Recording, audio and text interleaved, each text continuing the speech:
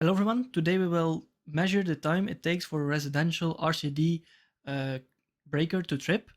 RCD, if you don't know, stands for residual current device, and that device basically measures the current between live and neutral, and if there is any discrepancy, it actually cuts the circuit, so you are safe. So in order to manually trip the breaker in a fault, I've created this circuit. So we have the live wire going directly into the RCD. Then the live wire comes out of the RCD, then connects to a switch. That switch is then connected to a 6.8 kilo ohm resistor, and that resistor then goes back to neutral. The neutral then goes into the RCD and stays there.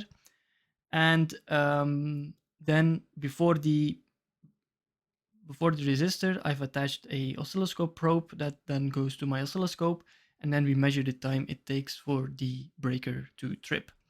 Now my breaker is rated at 30 milliamps, so it should trip at 30 milliamps. So I've attached a 6.8 kilo ohm resistor. This should give a current of 34 milliamps, which should be more than enough to trip my breaker. Now my breaker is not a good breaker, right? It is a breaker from AliExpress. I don't recommend you buy breakers from AliExpress, but it has a transparent case, so it's a bit educational. So that's why I bought it. But if you're installing a breaker for your home, do not buy breakers from AliExpress. All right, let's jump onto our circuit and then let's trip the breaker. Right, so here we have our circuit. So over here we have our oscilloscope probe that is connected to the resistor. And over here we have our switch. And then over here the plastic part, the transparent device, here is our RCD. So now we will flip the switch.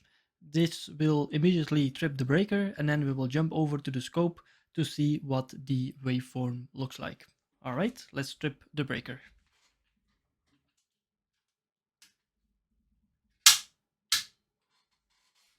As you can see, the breaker tripped immediately, so now we will jump over to the scope to see what it captured.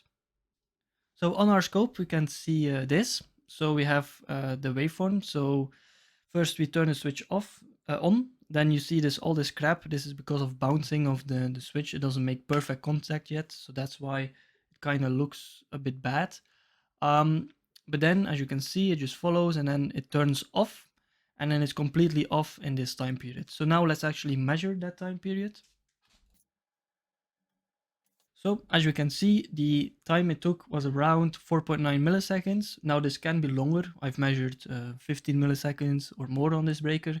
It all kind of depends on a few variables. For example, where on the sine wave do we actually start on our trip? Because it might be, if we flip the switch, we might be at the zero crossing of the sine wave, which means it will take longer for it to switch.